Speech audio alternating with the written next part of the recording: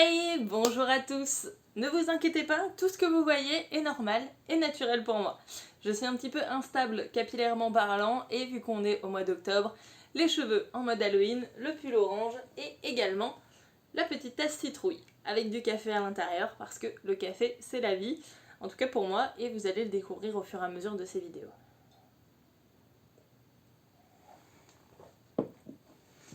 Mais si on est ici, c'est pas forcément pour parler de mon look, c'est pour que je me présente et pour que vous sachiez si vous avez envie de rester sur la chaîne ou pas.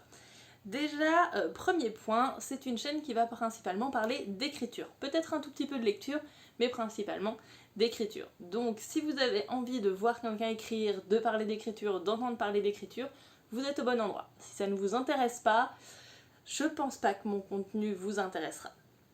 Pour me présenter, je vais me baser sur une liste de questions qui ont tourné il y a un petit moment, peut-être même quelques années maintenant, avec le titre Auteur Tube Tag. C'est un titre un petit peu compliqué, pour moi ça va juste être une présentation, mais je vais me baser dessus.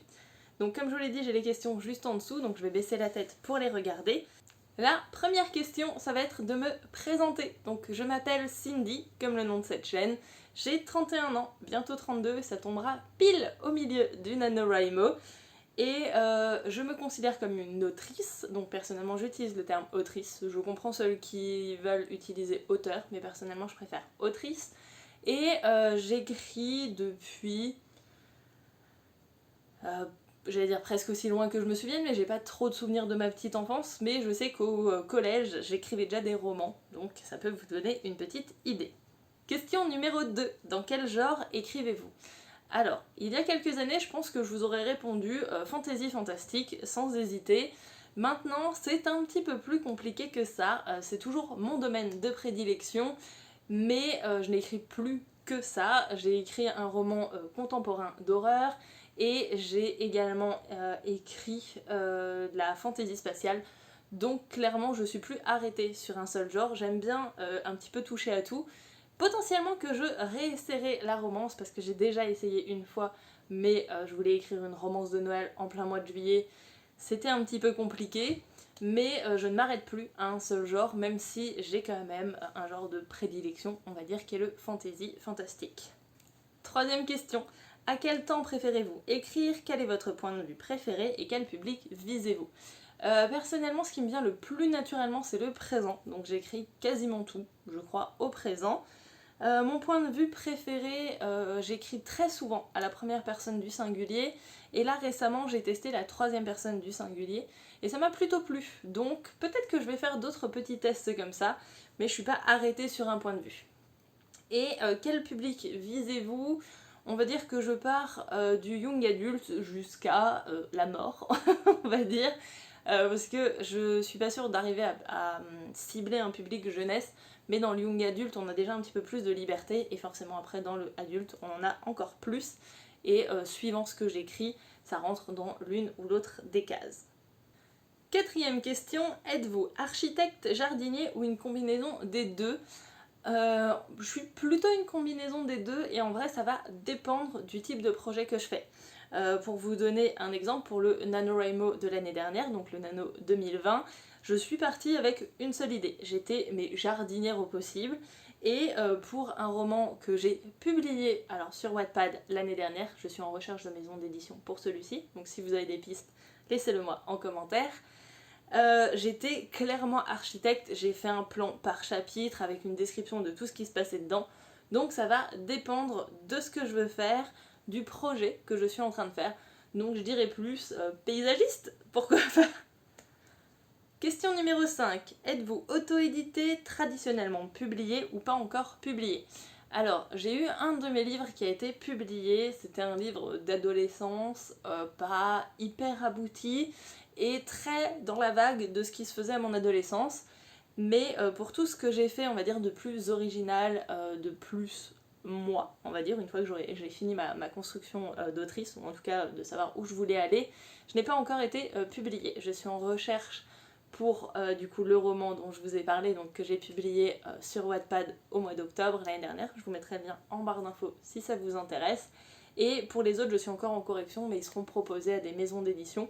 Et je verrai, suivant ce que me proposent les maisons d'édition, si je vais vers une édition traditionnelle ou si je m'auto-publie, sachant que pour moi, être auto-publié n'est pas du tout parce qu'on n'a pas trouvé de maison d'édition. Je pense que c'est plutôt un choix conscient à faire entre les deux, et après à voir ce que ça peut nous apporter. On peut très bien passer d'un côté pour un roman et de l'autre pour l'autre roman. Donc on va dire pour le moment j'ai déjà été publiée, mais pour ce que je considère comme réellement mon œuvre, je ne l'ai pas encore été. Voilà, je sais pas si j'ai été très claire. 6e point, quel genre de vidéo AuteurTube peut-on s'attendre à retrouver sur votre chaîne? Alors vu que là on est en octobre, on va pouvoir retrouver tout ce qui est Preptober, donc c'est-à-dire préparation pour le NaNoWriMo. Forcément du coup au mois de novembre il y aura des vidéos NaNoWriMo, donc sûrement des vlogs d'écriture, des sessions d'écriture en direct, peut-être ce genre de choses.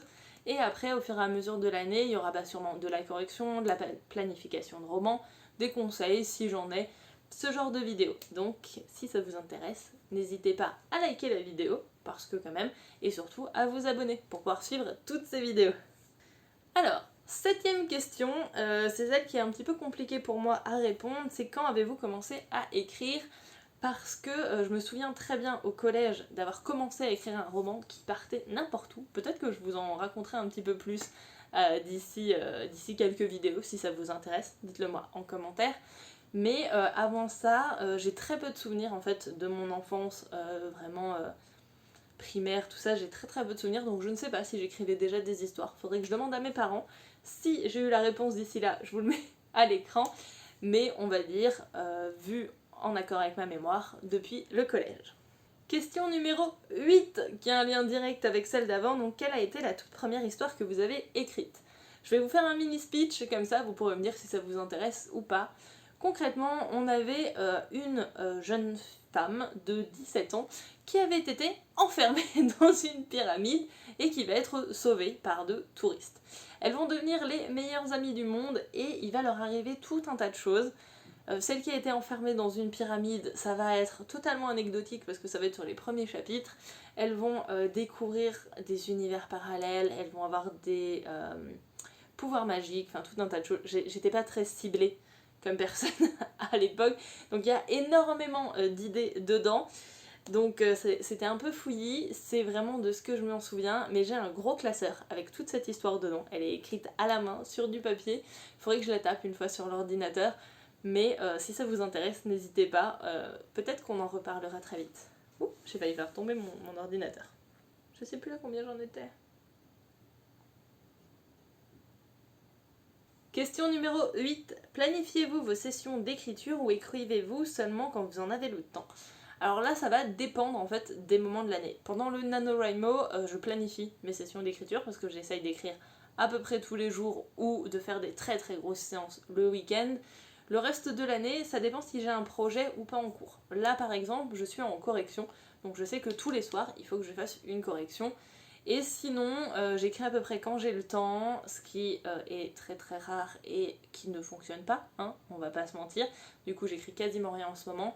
Donc je pense, en tout cas pour moi, que c'est beaucoup plus facile de me programmer. C'est-à-dire genre de mettre une réunion avec moi-même, avec mon cerveau, avec ma muse, avec mon ordinateur. Comme ça, on est tous ensemble et on est, entre guillemets, obligés d'écrire, un petit peu comme pendant le NaNoWriMo en fait. Donc, en vrai, pendant le NaNoWriMo, les camps nano, je programme mes sessions d'écriture et pour le moment, le reste du temps, je les programme pas, mais ce serait bien que je le fasse. Question numéro 9, elle va être en lien direct avec ce que je viens de vous dire, donc c'est écrivez-vous sur un ordinateur, sur une machine à écrire à la main ou une combinaison de tout ça? Et où écrivez-vous en général? Alors, comme je vous l'ai dit, quand j'étais plus jeune, j'écrivais du coup sur des feuilles à grands carreaux de classeur, parce que c'est ce que j'avais sous la main au moment où j'écrivais. Maintenant, j'écris sur un ordinateur, j'ai un ordinateur portable que j'utilise que pour ça, quasiment, et quelques recherches web, mais sinon, j'utilise mon ordinateur portable, et où est-ce que j'écris? Soit à mon bureau, que vous verrez très bientôt dans les vidéos, soit sur mon canapé, qui est dans mon bureau, mais de toute façon je vous ferai je pense un room tour de mon bureau, soit sur le canapé dans le salon, ça dépend si j'ai envie d'être avec des gens ou toute seule, et du niveau de concentration dont j'ai besoin. Donc voilà, mais c'est principalement les pièces où j'écris. À une époque j'écrivais dans le train, parce que je prenais le train, je ne le prends plus, donc maintenant c'est mon bureau ou le salon, mais en tout cas principalement chez moi. Je peux écrire chez d'autres gens, si on fait des sessions d'écriture, je peux écrire dans des cafés aussi, parce que souvent en fait je mets de la musique quand j'écris. Donc en fait j'ai pas de lieu dédié, il faut juste que je sois assez confortablement installée et que je puisse avoir assez de cerveau disponible pour écrire. Parce que s'il y a plein de bruit, que j'ai pas d'écouteurs ou qu'on m'appelle toutes les 3 secondes, ça marchera pas. Donc voilà.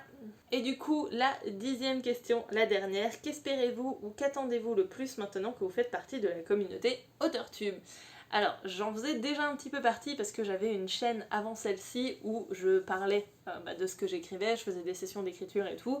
Et en fait, ce que j'attends de cette chaîne, de vous et de moi-même, c'est qu'on parle écriture, qu'on se soutienne, qu'on partage autour de ça, qu'on se motive aussi beaucoup parce qu'on va pas se mentir, souvent c'est ce qui manque.